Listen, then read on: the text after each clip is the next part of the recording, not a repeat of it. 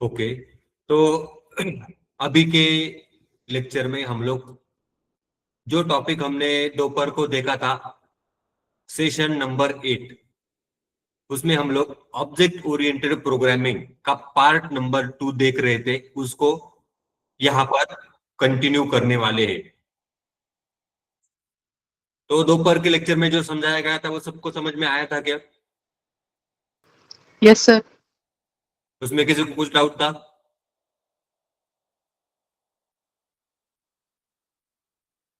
जो दोपहर का लेक्चर हुआ था उसका रिकॉर्डिंग भी मैंने रिकॉर्डिंग के सेशन में डाल दिया था, तो उसका रिकॉर्डिंग लेक्चर भी अवेलेबल है। आप लोगों को क्या करना है, उसको देख करके प्रैक्टिस करना है।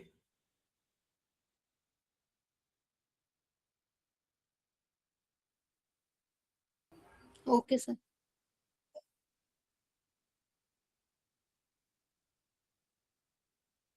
स्क्रीन दिखाई दे रही है मेरी? Yes sir, Yes, it sir. Is available. Okay, तो अभी के लेक्चर में हम लोग session number 8 object oriented programming part 2 उसको हम लोग यहां पर देख रहे थे। इसमें हमने सुबह के लेक्चर में क्या क्या देखा था? तो सबसे पहला पॉइंट था हाउ ऑब्जेक्ट एक्सेस एट्रीब्यूट्स। मतलब अगर आपको क्लास के अंदर से एट्रीब्यूट को एक्सेस करना है तो आपको उसके लिए ऑब्जेक्ट का यूज करना होता है। क्लास का ऑब्जेक्ट बना करके आप क्लास के अंदर से जो एट्रीब्यूट होते हैं उनका एक्सेस आप कर सकते हो। तो ये था पहला पॉइंट। दूसरा पॉइंट था attribute creation from outside of the class. Class के अंदर, क्लास के बाहर से आप एट्रीब्यूट को क्रिएट कर सकते हो। ये भी हमने दोपहर के लेक्चर में देखा था।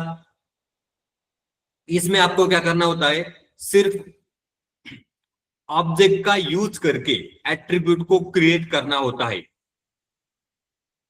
जैसे आप यहां पर ऑब्जेक्ट का यूज करके किसी भी नए एट्रीब्यूट को क्रिएट करते हो तो क्लास के अंदर उसका एट्रीब्यूट क्रिएट हो जाता है। ये था हमारा दूसरा टॉपिक। इसके बाद हमने देखा था रेफरेंस वेरिएबल। क्या देखा था यहां पर? Reference variable. अब ये रेफरेंस वेरिएबल क्या होता है? तो मैंने यहां पर एक क्लास को क्रिएट किया था, उसका एक ऑब्जेक्ट बनाया था। ऑब्जेक्ट बनाने के बाद उस ऑब्जेक्ट को एक वेरिएबल को असाइन किया था, तो यही होता है रेफरेंस वेरिएबल। क्या है ये? Reference variable. एक ऑब्जेक्ट को आप अगर दूसरे वेरिएबल को असाइन करते हो तो वो वेरिएबल रेफरेंस वेरिएबल बन जाता है। मतलब वो भी एक ऑब्जेक्ट ही बनता है। इस ऑब्जेक्ट का यूज करके आप क्लास के अंदर वाले एट्रीब्यूट को एक्सेस कर सकते हो। क्लास के अंदर वाले एट्रीब्यूट्स को आप यहां पर चेंज भी कर सकते हो। जब आप रेफरेंस वेरिएबल का यूज करके किसी एट्रीब्यूट को चेंज करते हो तो क्लास का जो पहले वाला ऑब्जेक्ट होता है वो भी वहां पर चेंज हो जाता है। ये हमने देखा था रेफरेंस वेरिएबल के अंदर। उसके बाद हमने देखा था पास बाय रेफरेंस। क्या देखा था? पास बाय रेफरेंस। इसके अंदर हमने एक ऑब्जेक्ट क्रिएट किया था, उसके बाद हमने एक यहां पर फंक्शन क्रिएट किया था। तो मैंने यहां पर क्लास का एक ऑब्जेक्ट बनाया था। ऑब्जेक्ट बनाने के बाद उसको एक रेफरेंस वेरिएबल को असाइन किया था और वो रेफरेंस वेरिएबल मैंने फंक्शन के अंदर पास किया था। क्या किया था? फंक्शन के अंदर पास किया था। उससे क्या हुआ था, हमारा जो आउटपुट है वो यहां पर चेंज हुआ था। फंक्शन का आउटपुट यहां पर चेंज हुआ था। तो ये था पास बाय रेफरेंस। बेसिकली इसमें क्या होता है, किसी भी क्लास का ऑब्जेक्ट बना करके आप फंक्शन के अंदर पास कर सकते हो। इसी को बोला जाता है पास बाय रेफरेंस। ये भी हमने यहां पर देखा था। उसके बाद हमने देखा था mutability of object. Mutability of object. तो इसमें mutable objects can be changed after creation. अगर आप किसी ऑब्जेक्ट को क्रिएट करते हो और वो ऑब्जेक्ट अगर म्यूटेबल होता है तो उसको आप एक बार क्रिएट करने के बाद चेंज भी कर सकते हो। ये कंसेप्ट था म्यूटेबिलिटी ऑफ ऑब्जेक्ट। तो इसमें हमने एक क्लास बनाया था, बाद में उसका ऑब्जेक्ट बनाया था, उसके बाद ऑब्जेक्ट्स का एट्रीब्यूट का वैल्यू मैंने यहां पर चेंज किया था। क्या किया था? चेंज किया था। तो इस तरीके से आप ऑब्जेक्ट का यूज करके एट्रीब्यूट के वैल्यू को चेंज कर सकते हो, एट्रीब्यूट के वैल्यू को चेंज कर सकते हो। इसी को बोला जाता है म्यूटेबल ऑब्जेक्ट्स। क्या है ये? Mutable objects. अब इसमें हमने एक एग्जांपल लिस्ट का भी देखा था। तो लिस्ट क्या होता है? म्यूटेबल होता है। इसके लिए मैंने यहां पर एक एग्जांपल लिया था, माई लिस्ट नाम से एक लिस्ट क्रिएट किया था। उसके अंदर मैंने अपेंड मेथड चला करके एक आइटम्स को ऐड किया था। और जब मैंने माई लिस्ट का मेमोरी एड्रेस चेक किया अपेंड करने से पहले और अपेंड करने के बाद, तो दोनों टाइम्स यहां पर इसका मेमोरी एड्रेस सेम ही आया था। क्या है? सेम ही आया था इस तरीके से। तो इसी को बोला जाता है म्यूटेबल। लिस्ट क्या होते हैं? म्यूटेबल। इसका एक और एग्जांपल हमने देखा था, इंटीजर। इंटीजर को मैंने एक वैल्यू असाइन किया था 10 और उसका मेमोरी एड्रेस प्रिंट किया।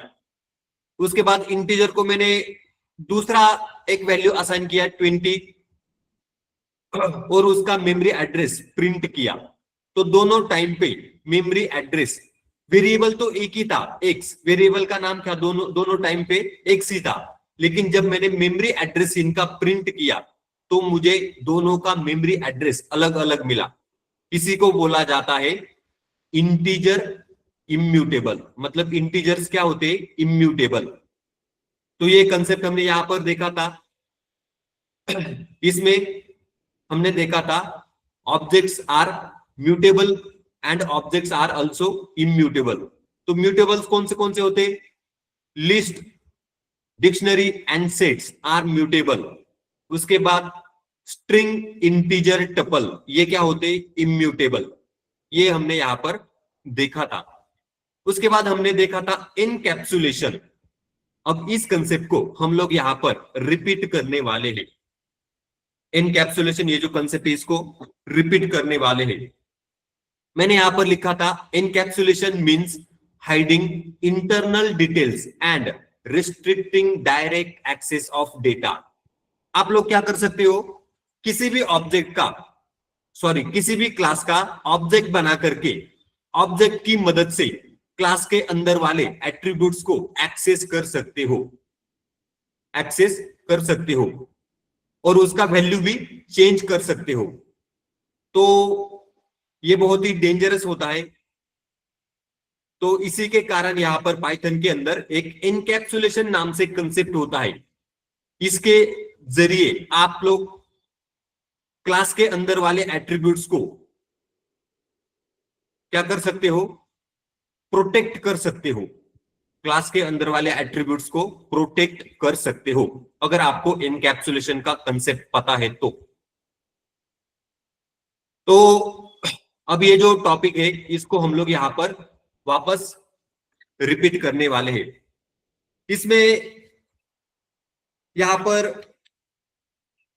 एक पहला मेथड होता है जिसका नाम होता है पब्लिक एट्रीब्यूट।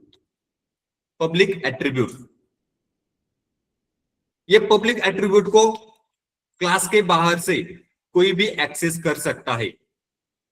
तो इसके लिए मैं यहां पर एक स्टूडेंट नाम से क्लास बनाता हूं। मैंने यहां पर क्या किया? स्टूडेंट नाम से एक क्लास बनाया। इसके अंदर मैंने एक कंस्ट्रक्टर को क्रिएट किया, DEF underscore underscore init underscore underscore self comma name comma age. दो पैरामीटर पास किए, नेम और एज। इसके अंदर मैंने लिखा self dot name equal to name, self dot age equal to age. इस तरीके से मैंने यहां पर क्लास को क्रिएट किया। शिफ्ट एंटर, क्लास यहां पर क्रिएट हुआ है, नाम है स्टूडेंट। अब मैं यहां पर क्या करता हूं, मुझे ये जो नेम और एज क्लास के एट्रीब्यूट है इनको एक्सेस करना है। क्या करना है? एक्सेस करना है। इसके लिए मैं यहां पर student1 नाम से ऑब्जेक्ट बनाता हूं। इसके अंदर मैंने लिख दिया विजय, ये हो गया नेम कॉमा एज का वैल्यू दे दिया 20। Shift enter. अब मैं यहां पर मुझे प्रिंट करके देखना है नेम का वैल्यू क्या है और एज का वैल्यू क्या है। तो मैं यहां पर लिखूंगा प्रिंट स्टूडेंट डॉट। जैसे ही मैंने डॉट प्रेस किया और टैब बटन को प्रेस किया, student1 डॉट, student1 क्या है यहां पर? ऑब्जेक्ट। डॉट लगाया, टैब बटन प्रेस किया, तो देखो यहां पर स्क्रीन के ऊपर दोनों के दोनों एट्रीब्यूट दिखाई दे रहे, एक है एज, एक है नेम। अब मैं यहां पर एज को सिलेक्ट करता हूं, ब्रैकेट को कंप्लीट किया, शिफ्ट एंटर, तो देखो यहां पर आउटपुट आ गया student1 एज 20, क्योंकि मैंने यहां पर इनपुट में एज का वैल्यू 20 दिया था, इसके कारण यहां पर आउटपुट आया है 20। इसी तरीके से मैं यहां पर नेम को भी एक्सेस कर सकता हूं, print student1 dot name, shift enter, output आ गया विजय। अब मैंने क्या किया, क्लास का ऑब्जेक्ट बना करके क्लास के एट्रीब्यूट को इस तरीके से एक्सेस किया है। इस तरीके से मैंने यहां पर एक्सेस किया है। ये किस लिए, ये क्यों कर पाया मैं यहां पे? क्योंकि ये जो क्लास के अंदर मैंने एट्रीब्यूट बनाए हैं ये पब्लिक एट्रीब्यूट है। क्या है ये? दोनों नेम और एज पब्लिक एट्रीब्यूट, तो इनको आप आसानी से एक्सेस कर सकते हो ऑब्जेक्ट बना करके। ये होते हैं पब्लिक एट्रीब्यूट, इसको हमने यहां पर देख लिया। अगर मुझे यहां पर एज का वैल्यू चेंज करना है तो मैं यहां पर कर भी सकता हूं, student1 dot age equal to, मैंने यहां पर डबल कोट में लिख दिया हे हे हे। डबल कोट में क्या लिख दिया? हे हे हे। शिफ्ट एंटर, तो देखो एज का वैल्यू यहां पर चेंज हुआ है। एज का वैल्यू क्या होना चाहिए था यहां पर? इंटीजर। हमें पता है उम्र नंबर्स में गिनी जाती है। तो इस तरीके से अगर किसी ने बाहर से पब्लिक एट्रीब्यूट होने के कारण अगर क्लास के एट्रीब्यूट को एक्सेस करके वैल्यू चेंज किया तो ये बहुत डेंजरस होता है। ये क्या है? यहां पर स्ट्रिंग है। इस तरीके से अगर मैं यहां पर प्रिंट करता हूं student1 dot age, shift enter, तो देखो इसका वैल्यू आ गया हे। इस तरीके से यहां पर आया है। अब ये कि ये जो लिखा गया है ये गलत है। इस तरीके से कभी भी कोई भी एज का वैल्यू नहीं लिखता है। मैंने यहां पर स्ट्रिंग लिख दिया। तो कोई इस तरीके से कोड के अंदर छेड़छाड़ ना कर पाए, कोड के अंदर कोई भी इस तरीके से छेड़छाड़ ना कर पाए एट्रीब्यूट्स के अंदर। इसी के लिए हमें क्या करना पड़ता है, क्लास के अंदर वाले एट्रीब्यूट को हमें यहां पर प्रोटेक्ट करना पड़ता है। क्या करना पड़ता है? प्रोटेक्ट करना पड़ता है। तो हमने यहां पर देख लिया पब्लिक एट्रीब्यूट। अब इसका अगला मेथड देखेंगे हम लोग, जिसका नाम है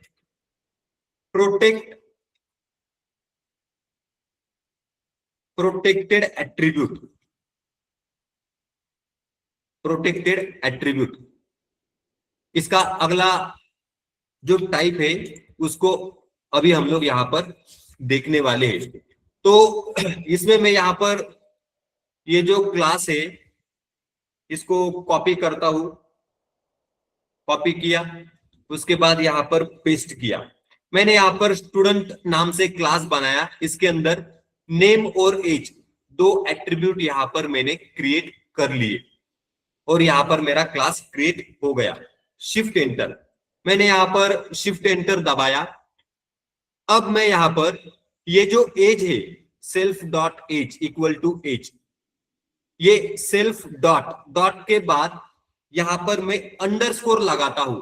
क्या लगाया मैंने? अंडरस्कोर। एक बार अंडरस्कोर लगाया तो ये एट्रीब्यूट अभी पब्लिक एट्रीब्यूट नहीं है, ये क्या है अभी? Protected attribute. क्यों? क्योंकि मैंने यहां पर अंडरस्कोर लगा दिया है, इसके कारण ये प्रोटेक्टेड एट्रीब्यूट है। अब मैं यहां पर इसका एक ऑब्जेक्ट बनाता हूं क्लास का, student 2 equal to student, class का नाम ले लिया, इसके अंदर मैंने नेम दे दिया विजय, कॉमा एज का वैल्यू दे दिया 45, एज का वैल्यू मैंने दे दिया 45। तो ऊपर वाला क्लास मैंने रन किया, अब ये ऑब्जेक्ट बनाया, ये भी रन किया, ऑब्जेक्ट भी रन हो गया। अब मैं यहां पर प्रिंट स्टूडेंट 2, क्या लिखा मैंने? प्रिंट स्टूडेंट 2 डॉट लगाया मैंने, टैब बटन प्रेस किया।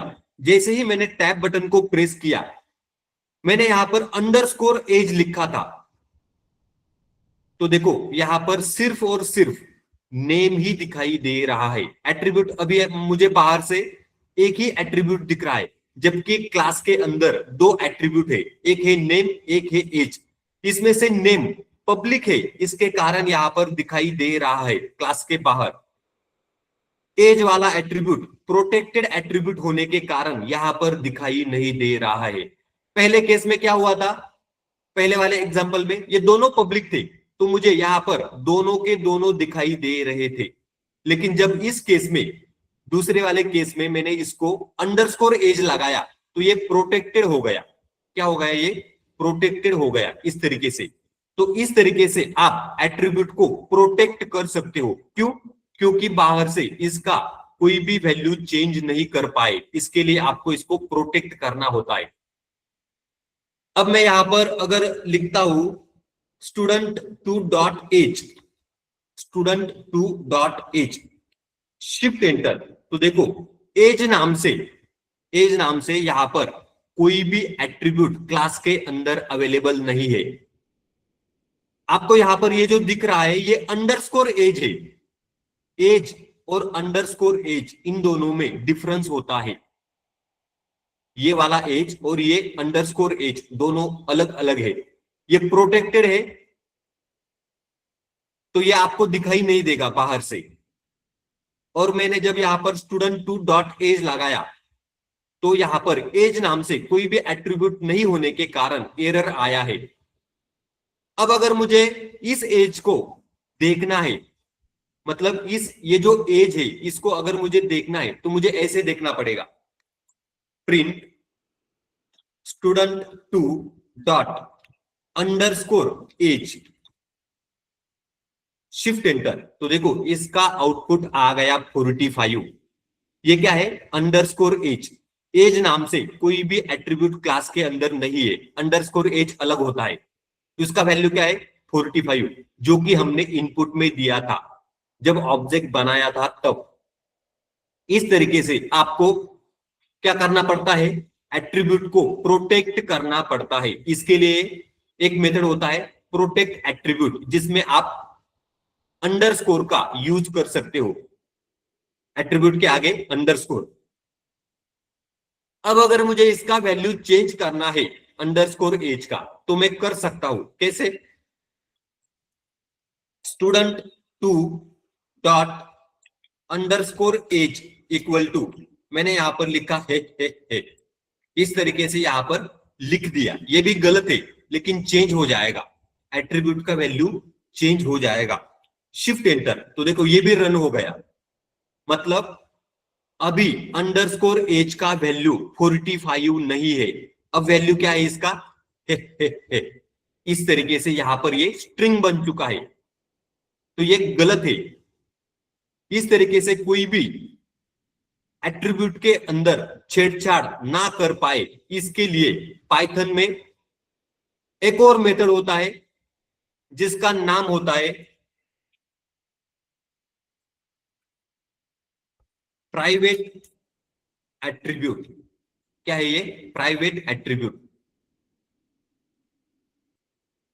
अब इसका एग्जांपल हम लोग यहां पर देखेंगे। हमने क्या क्या देख लिया? पब्लिक एट्रीब्यूट देख लिया, प्रोटेक्टेड एट्रीब्यूट भी देख लिया, लेकिन इसके अंदर भी आप छेड़छाड़ कर सकते हो इस तरीके से। तो आगे का मेथड है प्राइवेट एट्रीब्यूट, उसको हम लोग यहां पर देखेंगे। उसके लिए मैं इस क्लास को वापस कॉपी करता हूं, वापस यहां पर पेस्ट करता हूं, तो क्लास यहां पर आ गया, क्लास यहां पर आया है। शिफ्ट एंटर, रन हो गया। अब मैं यहां पर क्या करता हूं, ये एक बार अंडरस्कोर मैंने यहां पर लगाया है, इसको मैं 2 बार अंडरस्कोर लगाता हूं। कितनी बार? 2 बार। तो ये क्या है? अभी प्राइवेट एट्रीब्यूट बन गया।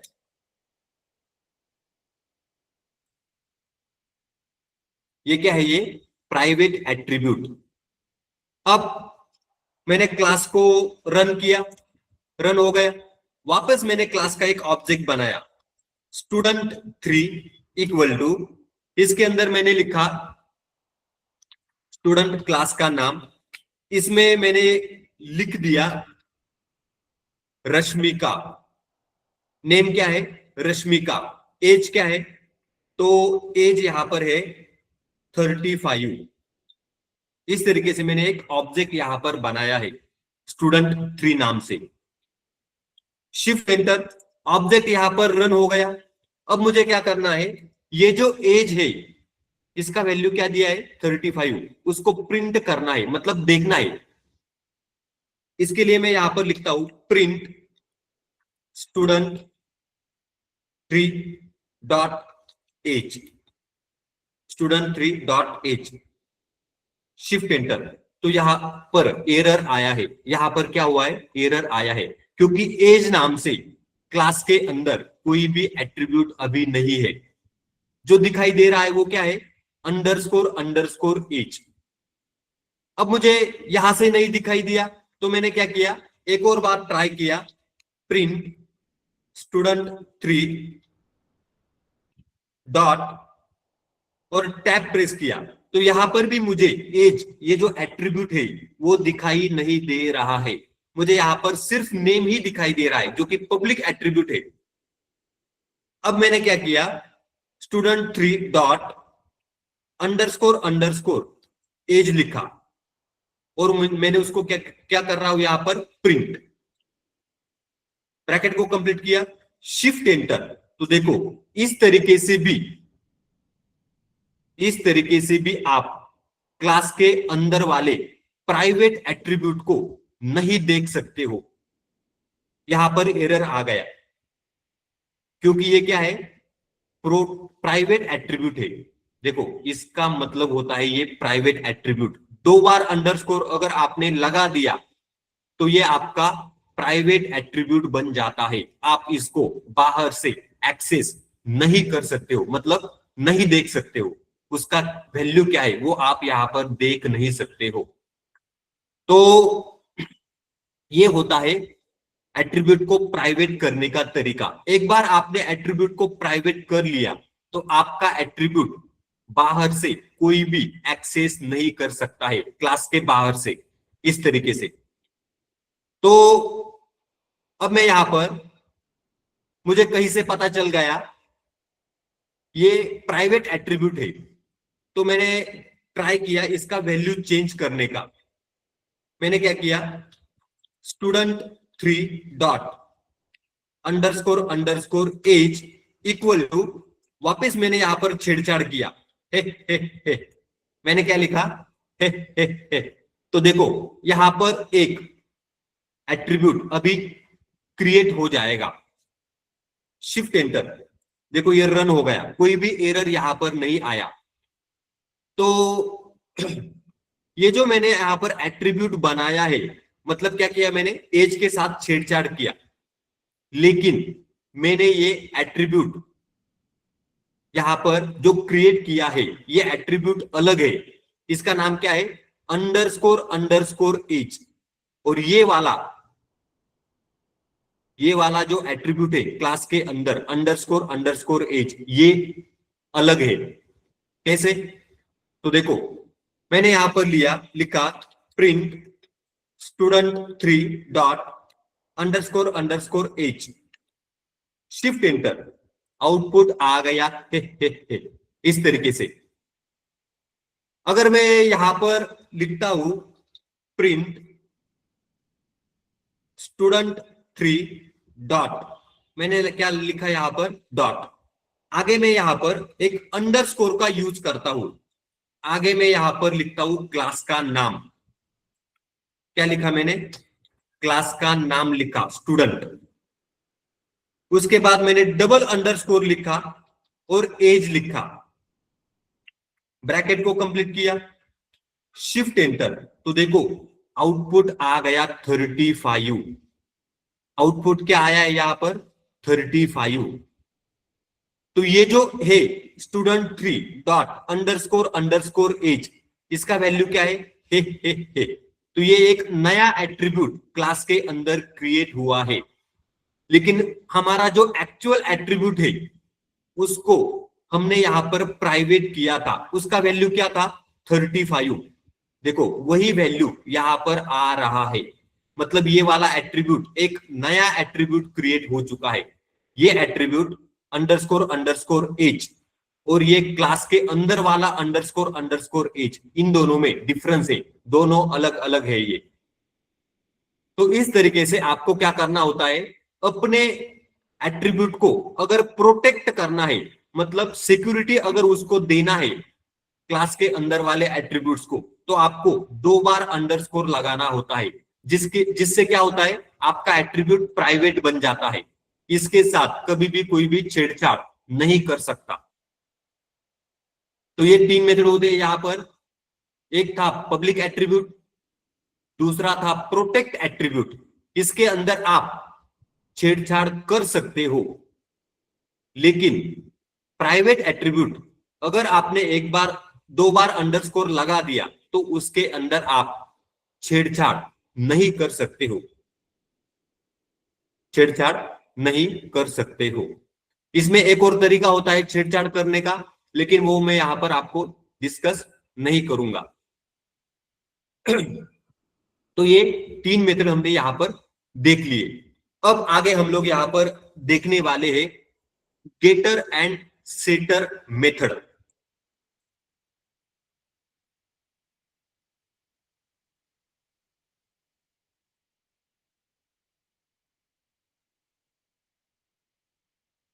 ये होते हैं गेटर एंड सेटर मेथड, इनका एग्जाम्पल अभी हम लोग यहां पर देखेंगे। तो इसके लिए मैं यहां पर एक क्लास क्रिएट करता हूं, क्लास स्टूडेंट। इसके अंदर मैंने लिखा DEF underscore underscore init underscore underscore, इस तरीके से मैंने यहां पर लिख दिया।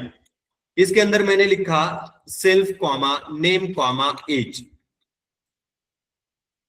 तो self dot name equal to name, self dot age equal to age. इस तरीके से मैंने यहां पर एक कंस्ट्रक्टर को क्रिएट किया क्लास के अंदर इनिट नाम से। अब इसके अंदर मैंने एक मेथड बनाया DEF get age, DEF get underscore age. इसके अंदर मैंने सेल्फ को पास किया। ये क्या रिटर्न करता है? तो ये रिटर्न करता है self dot underscore underscore age. ये क्या रिटर्न करता है? Self dot underscore underscore age return करता है। अब ये जो मैंने एज यहां पर एट्रीब्यूट बनाया है, इसको मैं प्राइवेट बनाता हूं, अंडरस्कोर अंडरस्कोर 2 बार अंडरस्कोर लगाया, तो ये एज एट्रीब्यूट यहां पर प्राइवेट बन गया।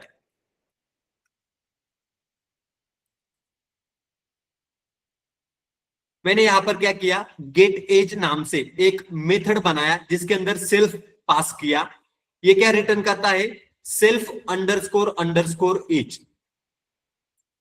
आगे मैंने दूसरा एक मेथड बनाया जिसका नाम है सेट एज। इसके अंदर मैंने पास किया सेल्फ कॉमा एज। अब ये इसके अंदर मैं लिखता हूं इफ, एक कंडीशन लगाया, if type of age equal to integer. अगर एज का टाइप इंटीजर है तो क्या होगा, उसके अंदर वापस मैंने इफ लगाया, if age is greater than 0, age is greater than 0, ये एक और कंडीशन लगाया। अब ये इसका जो आउटपुट आएगा वो आएगा self dot underscore age equal to age. इस तरीके से मैंने यहां पर लिख दिया। तो ये क्या है, यहां पर एक और मेथड सेट एज, इसके अंदर मैंने सेल्फ भी दे दिया और एज को भी पास कर दिया। मैंने यहां पर लिखा इफ अगर एज का डेटा टाइप इंटीजर है तो ही आगे का कोड प्रोसेस होगा। उसमें मैंने वापस लिख दिया इफ अगर एज का वैल्यू 0 से ज्यादा है तो self dot underscore age equal to age. इस तरीके से मैंने यहां पर लिख दिया। तो ये जो मैंने यहां पर लिखा है गेट एज, इसी को बोला जाता है गेटर मेथड। ये किस लिए यूज होता है, वैल्यू को गेट करने के लिए, वैल्यू को गेट करने के लिए इसका यूज किया जाता है गेट एज। आगे मैंने एक मेथड क्रिएट किया है, ये क्या है, सेटर मेथड।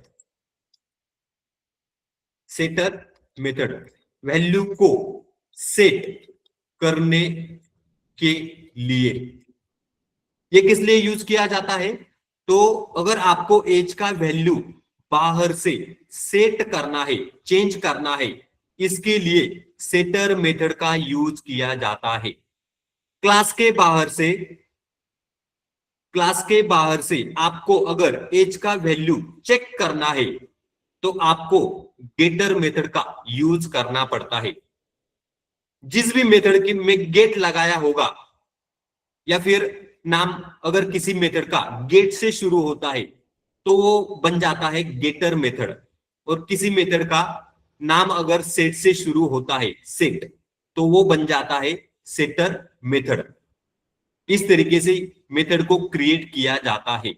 मैंने यहां पर एज, ये जो एट्रीब्यूट है, इसको प्राइवेट बनाया है। क्यों, क्योंकि इसके अंदर जब मेरा क्लास बनेगा तो कोई भी छेड़छाड़ ना कर पाए, इसके लिए इसको मैंने प्राइवेट बनाया है। अब मैं यहां पर ये जो क्लास है इसको रन करता हूं तो शिफ्ट एंटर, मैंने क्या किया, क्लास को बना लिया।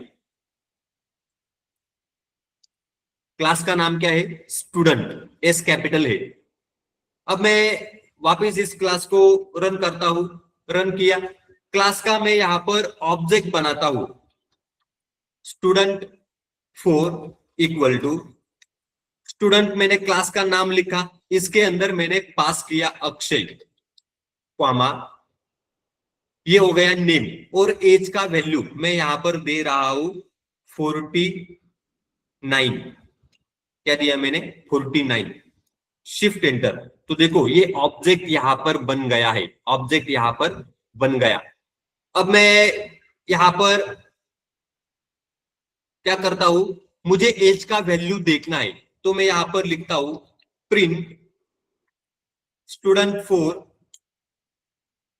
Dot underscore as. मैंने क्या लिखा, student4 डॉट अंडरस्कोर एज।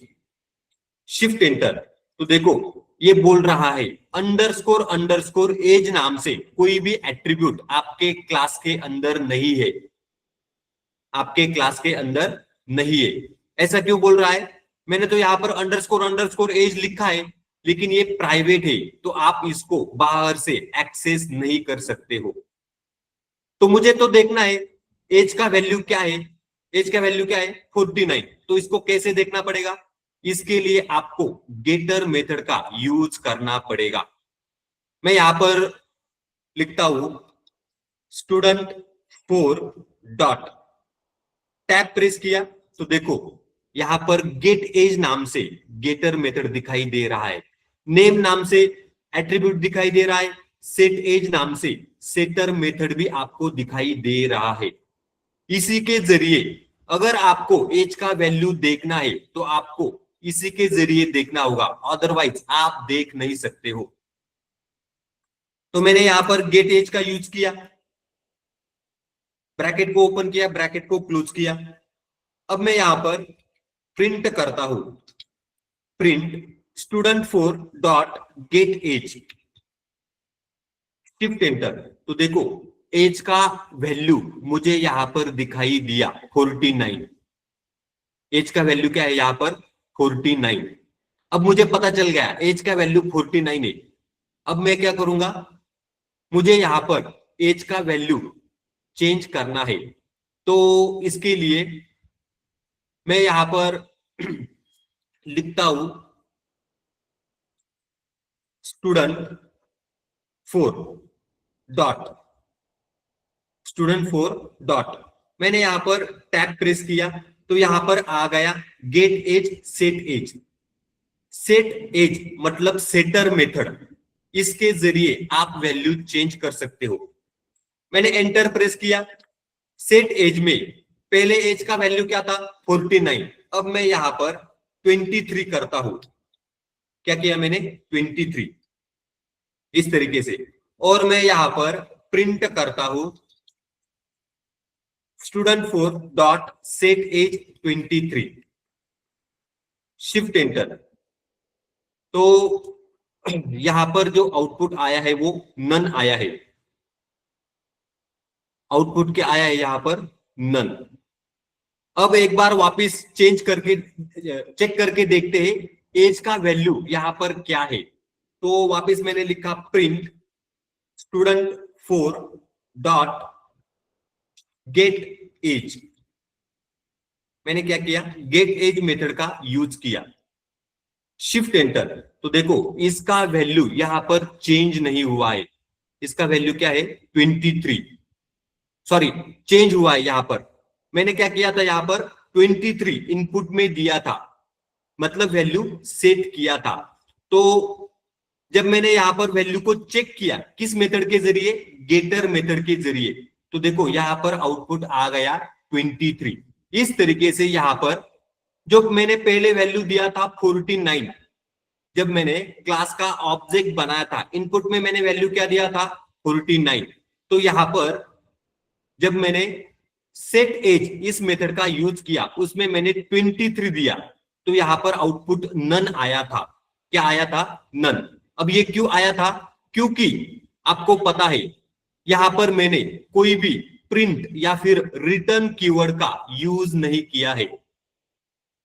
यहां पर मैंने रिटर्न कीवर्ड का यूज नहीं किया है, उसके कारण आउटपुट यहां पर नन आया है। ये एक कंसेप्ट हमने फंक्शन में देखा था, रिटर्न कीवर्ड यूज नहीं करने पर आउटपुट क्या आता है, वहां पर आउटपुट नन आता है। लेकिन इसका वैल्यू चेंज हो चुका है 23। देखो गेट एज में जब मैंने चेक किया इसका वैल्यू चेंज हुआ। अब मैं यहां पर लिखता हूं प्रिंट स्टूडेंट 4 डॉट, मैं यहां पर लिखता हूं स्टूडेंट 4 डॉट, मैंने लिखा स्टूडेंट 4 डॉट, आगे मैं यहां पर लिखता हूं सेट अंडरस्कोर एज, इसका वैल्यू दे दिया हे। मैंने क्या दिया, सेट एज का वैल्यू हे दे दिया। अब देखते हैं क्या होता है यहां पर, शिफ्ट एंटर। तो देखो ये भी रन हो गया, क्या हुआ, रन हो गया। तो अब चेक करके देखते हैं एज का वैल्यू यहां पर क्या है। तो मैंने वापस लिखा प्रिंट स्टूडेंट 4 डॉट, आगे लिखा गेट एज, क्या लिखा, गेट एज। शिफ्ट एंटर, तो देखो इसका वैल्यू चेंज नहीं हुआ है। मैंने सेट एज के अंदर लिखा था हे, तो यहां पर ये तो रन हो गया, लेकिन जब मैंने एज का वैल्यू चेक किया गेटर मेथड से, गेट एज, तो देखो इसने बोल दिया 23 वैल्यू है। मतलब जो वैल्यू मैंने पहले दिया था वही वैल्यू है, इसके अंदर कोई भी छेड़छाड़ नहीं हुआ है। जैसे पहले एग्जांपल में हो रहा था, कब, यहां पर इस तरीके से, यहां पर क्या हुआ, छेड़छाड़ हो गया, वैल्यू चेंज हुआ। यहां पर क्या हुआ, ऊपर वाले एग्जांपल में यहां पर भी वैल्यू चेंज हो गया, और ऊपर वाले एग्जांपल में यहां पर भी वैल्यू चेंज हुआ। लेकिन जब मैंने गेटर और सेटर इन दो मेथड का यहां पर लॉजिक लगाकर यूज किया, क्या किया मैंने यहां पर, गेट एज इसमें भी लॉजिक लगाया, सेट एज इसमें भी मैंने लॉजिक लगाया, तब जाकर के अब मैं यहां पर जब उसके साथ छेड़छाड़ करने का ट्राई कर रहा हूं एज का वैल्यू, तो देखो ये नहीं हुआ, मेरा पहला वैल्यू ही यहां पर आउटपुट में आ रहा है। इस तरीके से ये होते हैं गेटर और सेटर मेथड। इसी को बोला जाता है इनकैप्सुलेशन। इसी को क्या बोला जाता है, इनकैप्सुलेशन। मतलब आपके क्लास के अंदर से अगर आपके एट्रीब्यूट को आपको सिक्योर करना है, प्रोटेक्ट करना है, तो आप यहां पर या तो आप एट्रीब्यूट को प्राइवेट कर सकते हो इस तरीके से, या फिर आपको गेटर एंड सेटर इन दो मेथड का यूज करना होता है। तो मैंने यहां पर लिखा था गेट एज, इसमें सेल्फ पास किया था, ये क्या रिटर्न कर रहा था, self dot underscore underscore age. जब मैंने यहां पर 23 एज का वैल्यू दे दिया, तो इसने रिटर्न किया 23। क्या रिटर्न किया, 23। मैंने जब सेट एज में जाकर के वैल्यू, एज का वैल्यू क्या किया, हे, तो देखो यहां पर लॉजिक लगाया है, अगर एज का डेटा टाइप इंटीजर है तो ही वो चेंज करने देगा, तो ही वो चेंज करने देगा। तो मैंने यहां पर इनपुट में इंटीजर दिया क्या, नहीं दिया। इसी के कारण सेटर मेथड ने इसका वैल्यू यहां पर चेंज नहीं करने दिया, क्योंकि मैंने पहले ही इसको कंडीशन लगा दिया, अगर आपको एज का वैल्यू इंटीजर मिलता है, वो भी अगर एज का वैल्यू 0 से ज्यादा है, तो ही आपका एज का वैल्यू चेंज होगा, अदरवाइज नहीं होगा। इसी को बोला जाता है सेटर मेथड। क्या है ये, सेटर मेथड। यहां तक समझ में आया? Yes sir. बाकी लोगों को, बाकी लोगों को समझ में यस आया? सर। सभी को समझ में आ गया? Yes sir. ये टॉपिक इंपॉर्टेंट टॉपिक है, इसके कारण मैंने इसको रिपीट किया है। इसी में आप हमारा यहाँ पर 48 मिनट यहाँ पर करीब करीब चले गए हैं, क्योंकि ये टॉपिक इनकैप्सुलेशन, ये जो टॉपिक होता है इंपॉर्टेंट होता है। जो लोग आगे जाकर के कोडिंग करेंगे पाइथन में, किसी एप्लीकेशन को अगर आपको बनाना है, तो इस तरीके से क्लास एंड ऑब्जेक्ट का यूज करके आप एप्लीकेशन को बना सकते हो। डेवलपर बड़े बड़े एप्लीकेशन को बनाते हैं, पाइथन डेवलपर, जावा डेवलपर, ये जो डेवलपर होते हैं वो बड़े बड़े एप्लीकेशन को क्लास एंड ऑब्जेक्ट का यूज करके बनाते हैं। तो इसमें आपको पता होना चाहिए आपके एट्रीब्यूट को कैसे प्रोटेक्ट करना होता है। अगर आपने किसी ने आपको नहीं पता है आपके एट्रीब्यूट को कैसे प्रोटेक्ट करना होता है, तो उस केस में कोई भी बंदा बाहर से आकर के आपके एप्लीकेशन के अंदर छेड़छाड़ कर सकता है, छेड़छाड़ कर सकता है। इसी के लिए आपको ये पता होना चाहिए क्लास के अंदर वाले एट्रीब्यूट को हमें कैसे प्रोटेक्ट करना होता है। यहां तक सबको समझ में आ गया? Yes sir. ओके, तो इस टॉपिक को हमने यहां पर रिपीट किया था। अब हम लोग यहां पर अगले टॉपिक को सीखेंगे। अगले टॉपिक का नाम है यहां पर collection of objects, collection of objects. अभी का ये जो लेक्चर है ये थोड़ा सा लंबा होगा, आपको क्या करना है, वेट करना है। 1 घंटे का लेक्चर ये नहीं रहेगा, ये लेक्चर थोड़ा सा, जब तक सभी टॉपिक खत्म नहीं होते तब तक ये लेक्चर कंटिन्यू होगा। आप सभी को पेशेंस रखने हैं। हमारा अगला टॉपिक है कलेक्शन ऑफ ऑब्जेक्ट्स।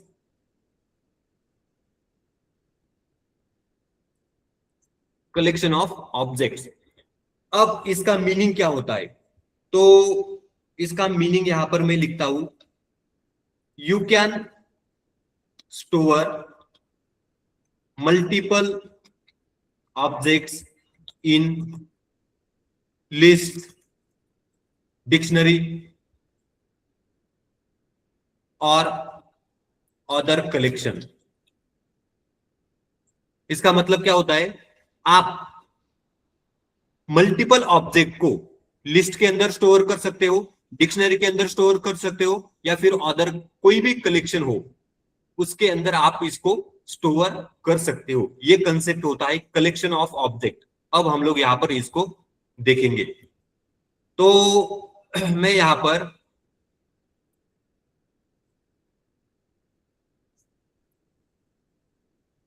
पर क्या करता हूं, एक क्लास बनाता हूं, क्लास स्टूडेंट। इसमें मैंने यहां पर लिख दिया DEF underscore underscore init underscore underscore self comma name comma marks. 2 variable पास किए, एक का नाम है नेम, दूसरे का नाम है marks. Self dot name equal to name, self dot marks equal to marks. इस तरीके से मैंने यहां पर 2 एट्रीब्यूट बना लिए कंस्ट्रक्टर के अंदर। अब मैं यहां पर आगे एक मेथड को क्रिएट करता हूं, डिस्प्ले। डिस्प्ले नाम से मेथड बनाया, इसके अंदर मैंने सेल्फ को पास किया। ये डिस्प्ले मेथड क्या करता है, तो ये प्रिंट करता है। क्या प्रिंट करता है, तो ये प्रिंट करता है स्ट्रिंग फॉर्मेटिंग, एफ स्ट्रिंग। इसके अंदर मैंने लिखा नेम, आगे लिखा कोलन, आगे मैं लिखता हूं self dot name comma marks colon self dot marks. इस तरीके से मैंने यहां पर लिख दिया। तो ये क्या है, यहां पर स्ट्रिंग फॉर्मेटिंग। इसको मैंने आपको जब स्ट्रिंग पढ़ाया था तब ये पढ़ाया था।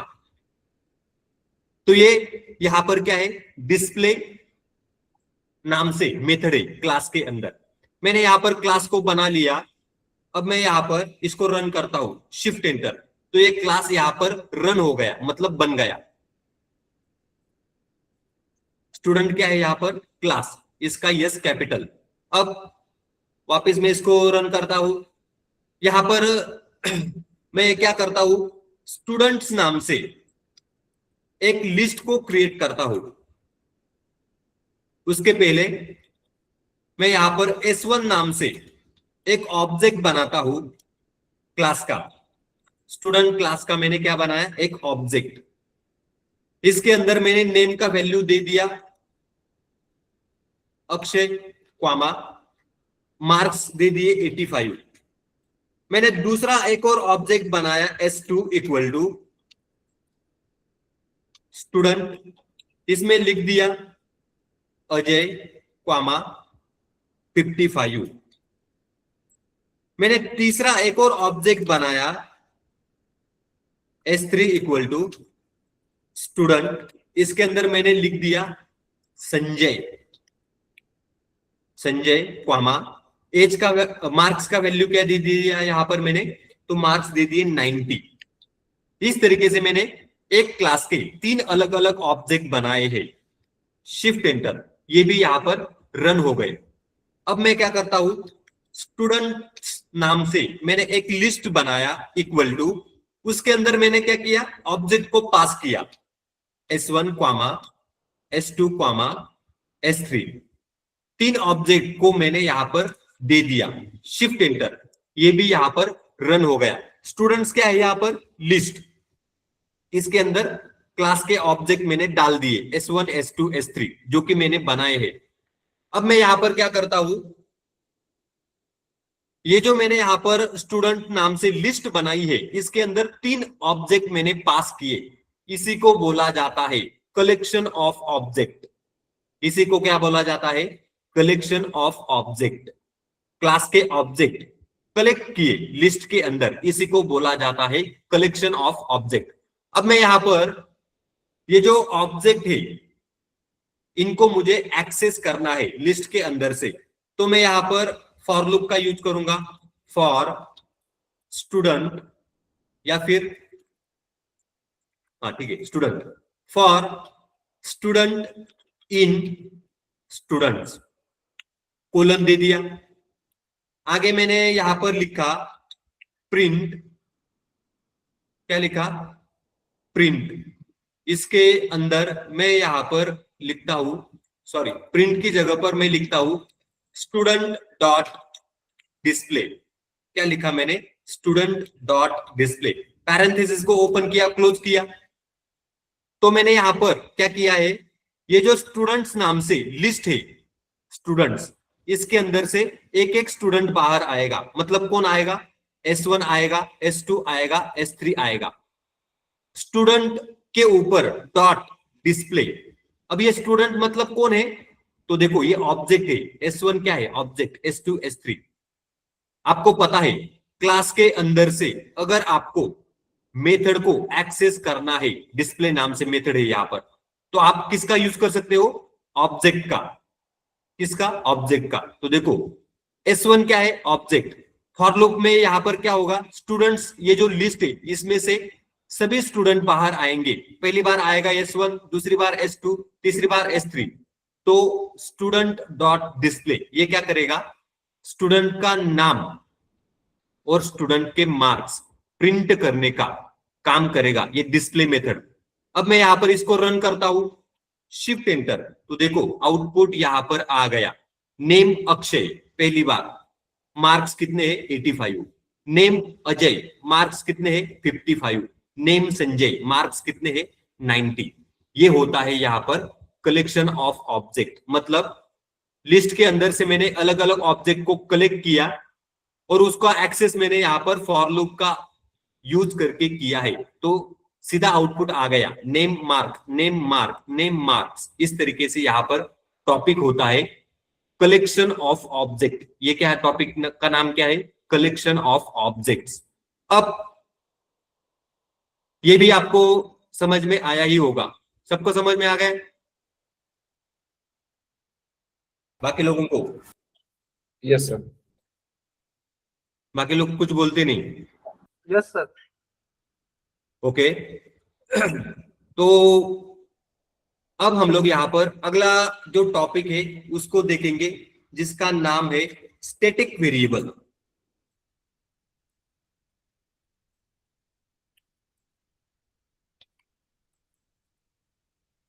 क्या है? Static variable.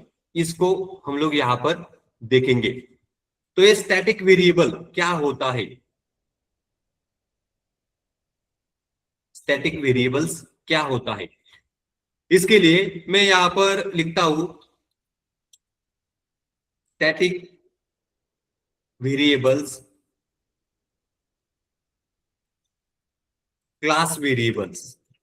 स्टैटिक वेरिएबल क्या होते हैं? क्लास के वेरिएबल होते हैं। स्टैटिक वेरिएबल क्या होते हैं? क्लास के वेरिएबल। अब हम लोग यहां पर इसका एग्जाम्पल देखेंगे।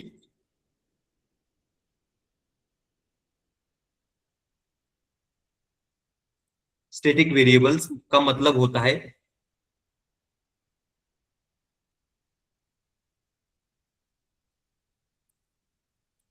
Class variable.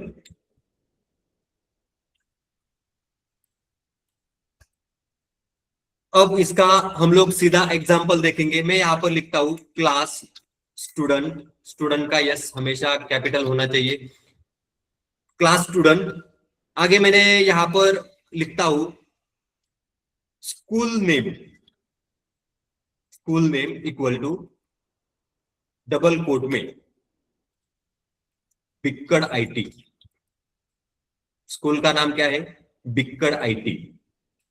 आगे मैं यहाँ पर कंस्ट्रक्टर को क्रिएट करता हूं, DEF underscore underscore init underscore underscore, bracket को ओपन किया, self comma name comma roll number.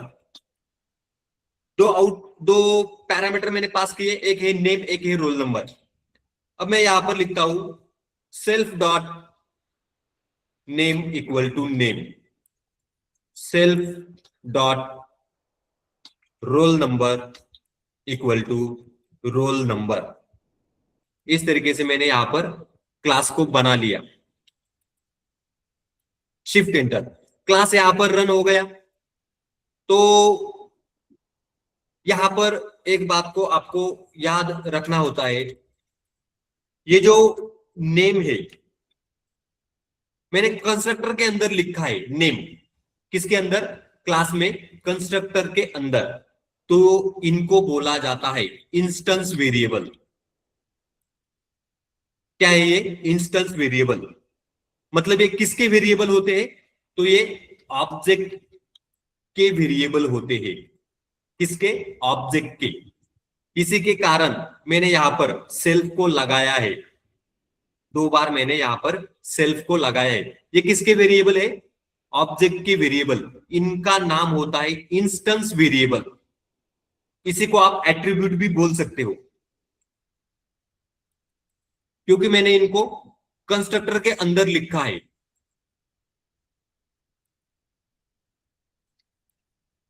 और ये जो ऊपर है स्कूल नेम, उसका वैल्यू क्या है, बिक्कड़ IT। ये यहां पर होता है स्टैटिक वेरिएबल। ये क्या होता है, स्टैटिक वेरिएबल। क्लास के अंदर जो भी वेरिएबल कंस्ट्रक्टर के बाहर आपको देखने को मिलेगा वो होता है स्टैटिक वेरिएबल। कंस्ट्रक्टर के अंदर जो भी वेरिएबल लिखे जाते हैं उनको बोला जाता है इंस्टेंस वेरिएबल। इंस्टेंस वेरिएबल मतलब ऑब्जेक्ट के वेरिएबल, और स्टैटिक वेरिएबल मतलब क्लास का वेरिएबल होता है।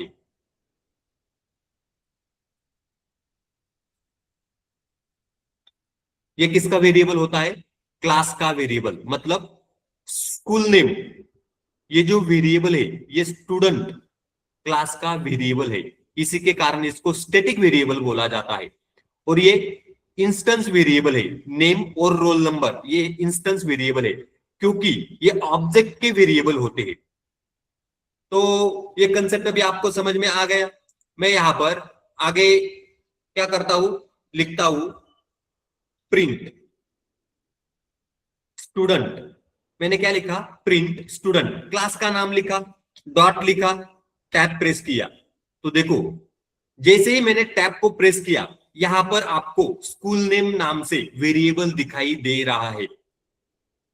स्कूल नेम, क्योंकि ये क्लास का वेरिएबल है। ये क्या है, स्टैटिक वेरिएबल। इसका आंसर क्या आ गया, बिक्कड़ IT। और अगर मैंने यहां पर क्लास का ऑब्जेक्ट बनाया स्टूडेंट 1 इक्वल टू स्टूडेंट, इस तरीके से मैंने क्लास का ऑब्जेक्ट बनाया, इसमें नेम लिखा राहुल कॉमा रोल नंबर लिखा 35, शिफ्ट एंटर। तो ये जो स्टैटिक वेरिएबल होता है आप इसको ऑब्जेक्ट के जरिए भी एक्सेस कर सकते हो।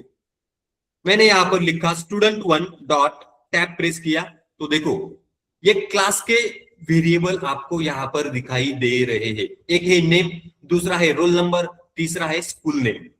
लेकिन स्कूल नेम स्टैटिक वेरिएबल है, आप इसको ऑब्जेक्ट के जरिए भी एक्सेस कर सकते हो, क्लास का नाम लिख करके भी एक्सेस कर सकते हो। मैंने यहां पर स्कूल नेम को एंटर किया और उसको प्रिंट किया। क्या किया, प्रिंट किया।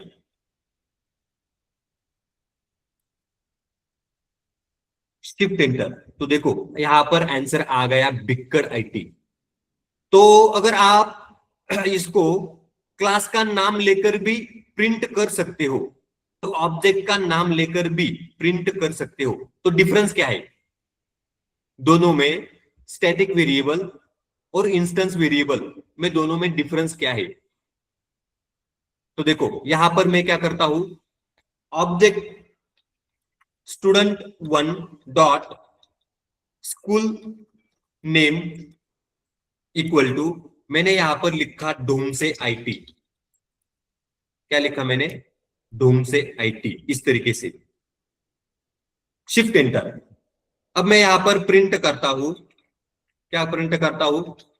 student1 डॉट स्कूल नेम, उसको मैं प्रिंट करता हूं। शिफ्ट एंटर, तो देखो आउटपुट आ गया डोम से आईटी। लेकिन मैंने ये प्रिंट कैसे किया है? ऑब्जेक्ट का यूज करके स्कूल नेम को प्रिंट किया है। मैंने क्या किया था? स्कूल का नेम बिक्कर आईटी से चेंज करके क्या किया था? डोम से आईटी। ऑब्जेक्ट का यूज करके, ऑब्जेक्ट की मदद से किया था चेंज। और जब मैंने student1 dot school name print किया तो डोम से आईटी आ गया। अब मैं यहां पर क्या करता हूं?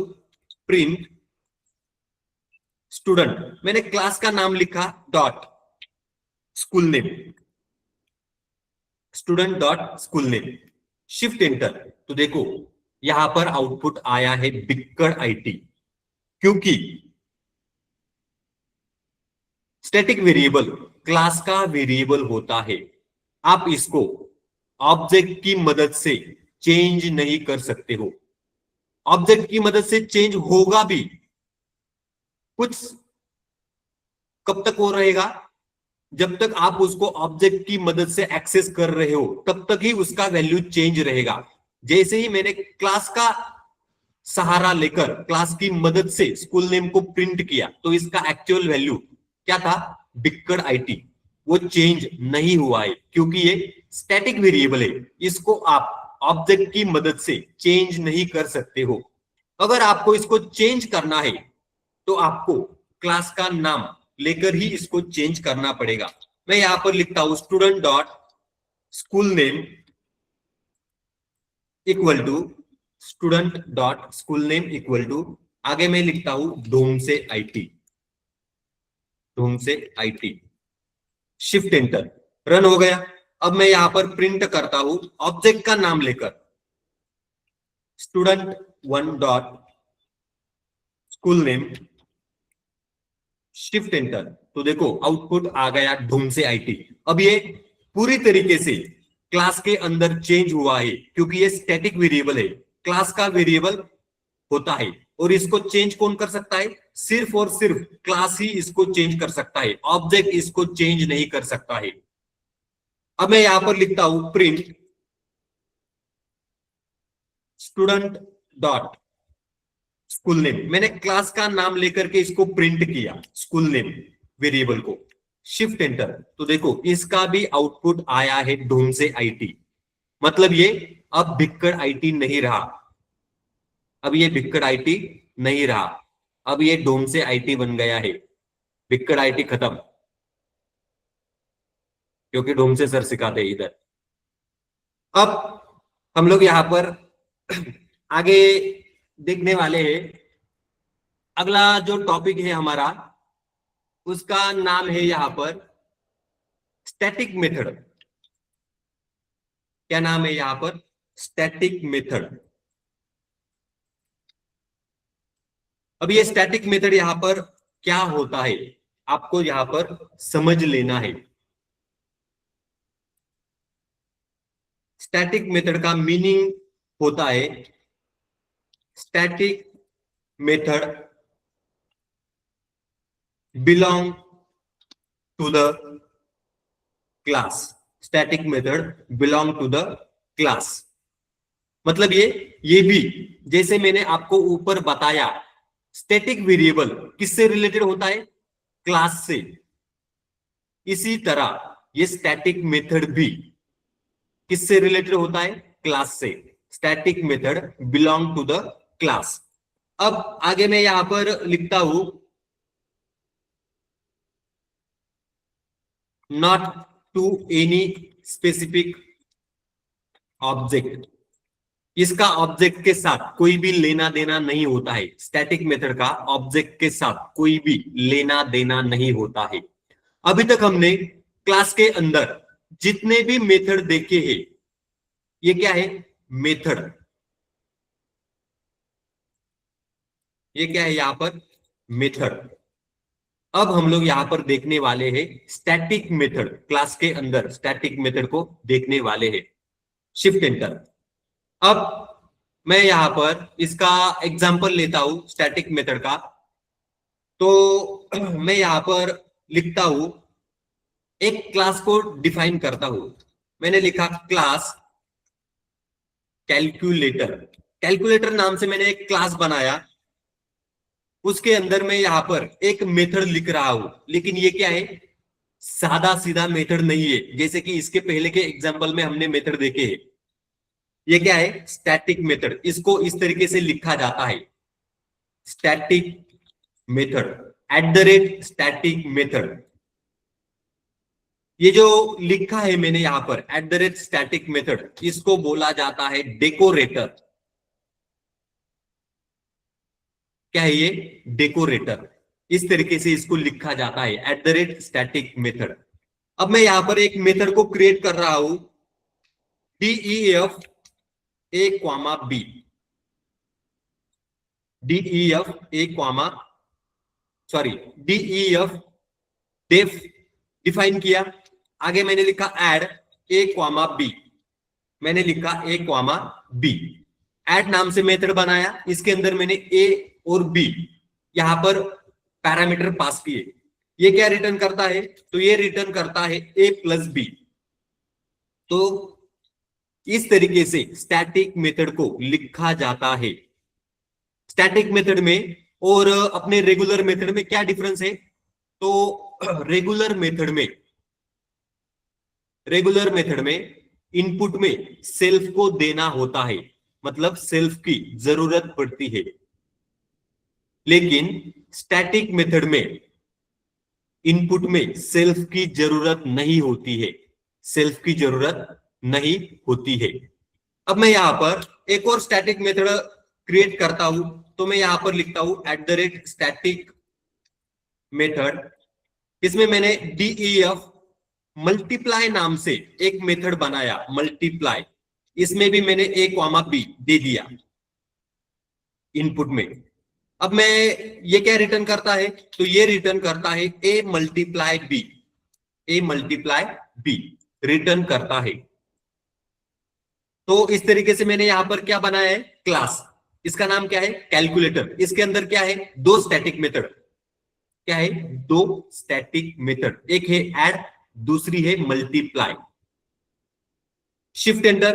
क्लास यहां पर बन गया। अब इसके अंदर मुझे क्या करना है? इन मेथड को एक्सेस करना है।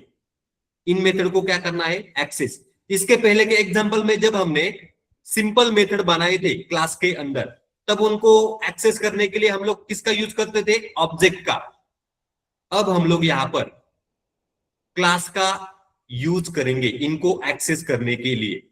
तो मैं यहां पर लिखता हूं प्रिंट, क्या लिखा मैंने? प्रिंट कैलकुलेटर, क्लास का नाम। क्या लिखा मैंने? क्लास का नाम print calculator dot, tab press किया तो देखो जैसे ही मैंने क्लास का नाम लिखा और डॉट प्रेस करके टैब बटन को प्रेस किया, ऐड और मल्टीप्लाई नाम से यहां पर स्टैटिक मेथड दिखाई दे रहे हैं। क्या है ये? Static method. मैंने यहां पर ऐड को सिलेक्ट किया, इसमें मैंने 5 इनपुट दे दिया, 5,10। ए का वैल्यू है 5, बी का वैल्यू है 10। अब मैं यहां पर वापस लिखता हूं print calculator dot, tab press किया, मल्टीप्लाई को भी बुला लिया, इसके अंदर भी मैंने 5,10 इनपुट में दे दिया।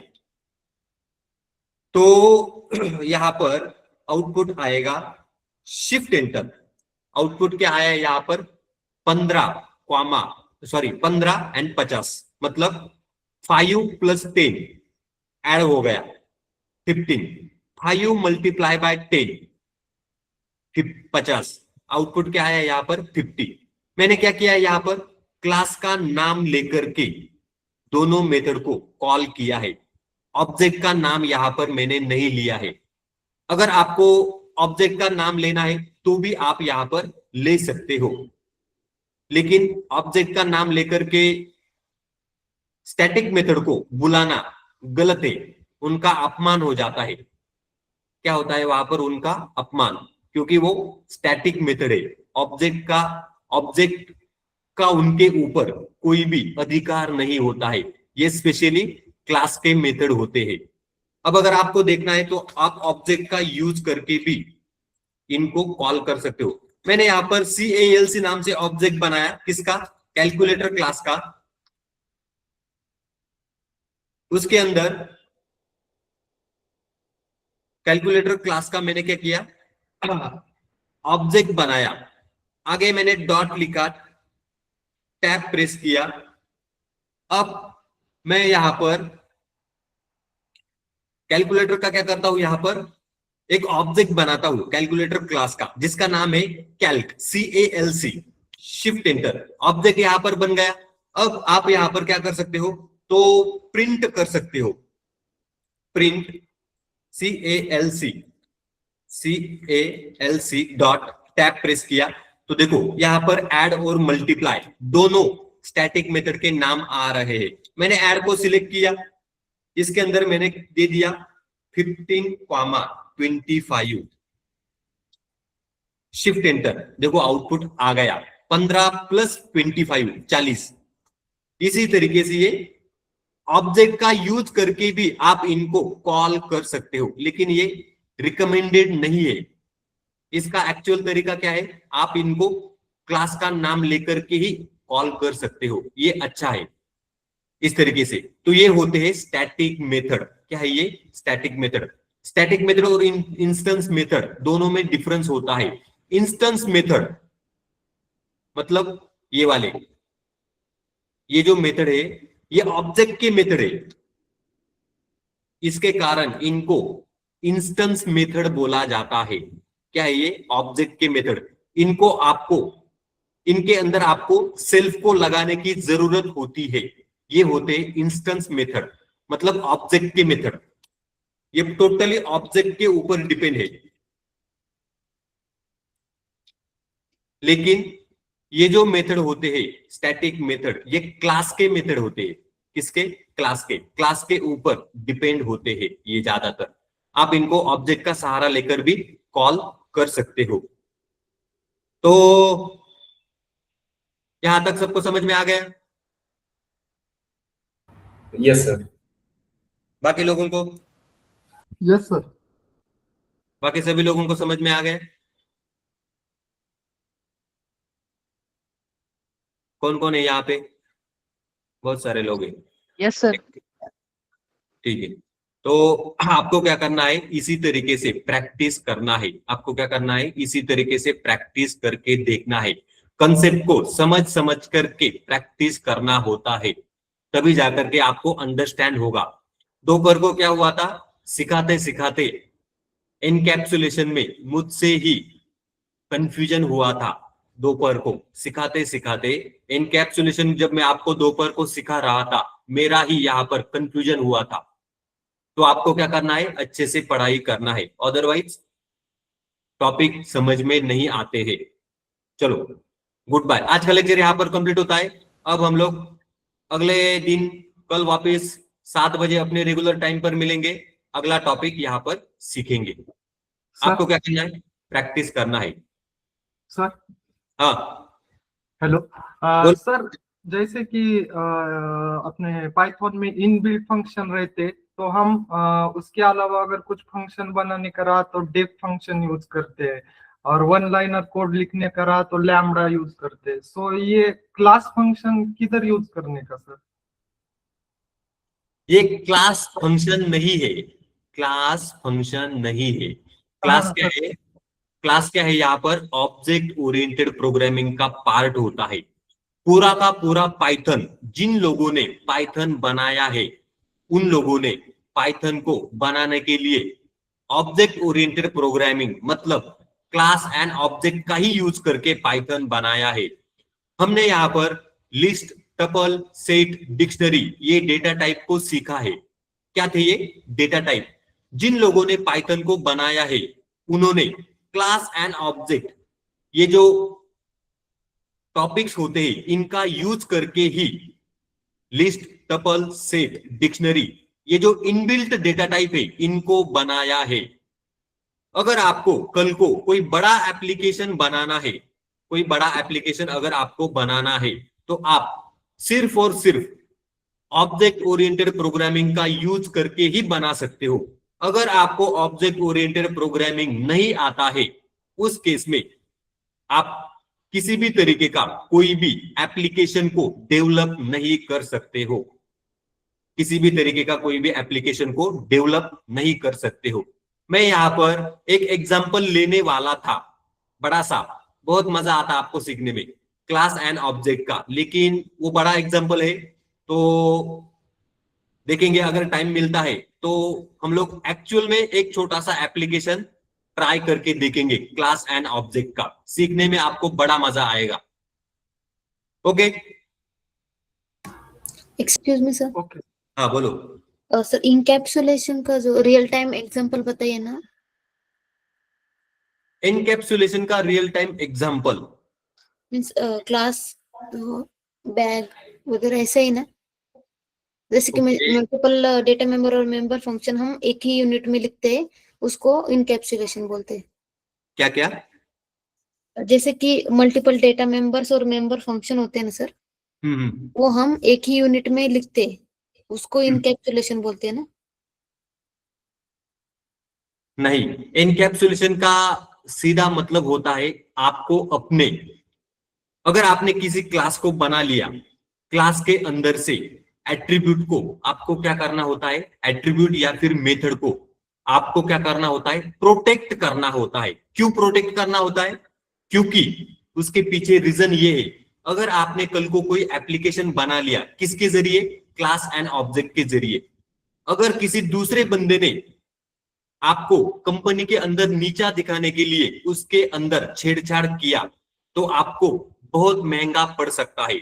उसी के लिए आपको क्या करना होता है, तो आपने जो एप्लीकेशन या फिर कोई क्लास आपने डिजाइन किया है, डेवलप किया है, उसके अंदर वाले एट्रीब्यूट को या फिर मेथड को आपको क्या करना होता है, प्रोटेक्ट करना होता है। प्रोटेक्ट करना मतलब उसका संरक्षण करना होता है, तभी जाकर के आपका क्लास सिक्योर रहेगा। अदरवाइज अगर आपको एनकैप्सुलेशन जैसा कंसेप्ट अगर नहीं पता है और आपने कोई एप्लीकेशन डेवलप किया, दूसरे बंदे को अगर कंपनी में पता चल गया आपने एप्लीकेशन डेवलप किया है और उसने अगर सोच लिया आपको नौकरी से रिजाइन करवाना है, तो वो कर सकता है। किसके जरिए?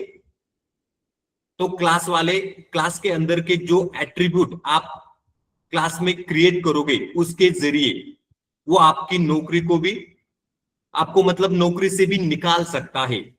इस तरीके का ये डेंजरस सिनेरियो होता है, इसके लिए आपको एनकैप्सुलेशन पता होना चाहिए। मैंने यहाँ पर एनकैप्सुलेशन का जब एग्जांपल लिया था, एज का वैल्यू मैंने क्या दिया था, हे।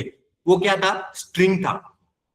आपको पता है एज का वैल्यू कभी भी स्ट्रिंग में नहीं होता है। एज मतलब उम्र कभी भी नंबर में दी जाती है, स्ट्रिंग में नहीं। कल को जाकर के क्या होगा, अगर इस तरीके का एज इंटीजर की जगह पर अगर किसी ने स्ट्रिंग को पास किया, तो पूरा का पूरा आपका एप्लीकेशन कोलैप्स हो सकता है। क्या हो सकता है? कोलैप्स। और एप्लीकेशन का कोलैप्स होना मतलब आपकी नौकरी जाना, सीधा सीधा इसका मतलब होता है आपकी नौकरी जाना। अगर किसी को 15 लाख रुपए का पैकेज मिला है और उसने कोई एप्लीकेशन कंपनी के अंदर डेवलप किया है, तो उसको उसके क्लास के अंदर वाले एट्रीब्यूट या फिर मेथड को प्रोटेक्ट करना होता है। अगर उसने वैसा नहीं किया, तो क्या हो सकता है, दूसरे किसी बंदे ने अगर उसके साथ छेड़छाड़ किया क्लास के अंदर वाले एट्रीब्यूट के साथ, तो काम तमाम, खत्म, सब कुछ खत्म। एक साथ आपका पूरा का पूरा एप्लीकेशन वहां पर क्या हो सकता है, कोलैप्स हो सकता है। इस तरीके से एनकैप्सुलेशन कंसेप्ट यहां पर होता है। Okay okay sir, thank you. और किसी को कुछ समझना है क्या? किसी को कुछ डाउट है क्या? अब मैंने ये जो आपके एग्जाम्पल है जो कि अभी ऋतुजा ने पूछा, उसी के लिए मैं यहाँ पर एक क्लास का क्लास एंड ऑब्जेक्ट का एक छोटा सा एप्लीकेशन आपको करके दिखाने वाला हूं, लेकिन अगर टाइम मिलता है तो ही वो पॉसिबल है, अदरवाइज उसमें बहुत टाइम जाएगा। तो अगर टाइम अवेलेबल होता है तो मैं वो एग्जांपल यहाँ पर लेने वाला हूं। ओके, चलो गुड बाय। आज का लेक्चर यहाँ पर कंप्लीट होता है। आपको क्या करना है, इसका प्रैक्टिस करके देखना है। इसके नोट्स गिटहब के लिंक पर मिल जाएंगे आज ही आपको, और रिकॉर्डेड सेशन भी मिल जाएगा। चलो गुड बाय।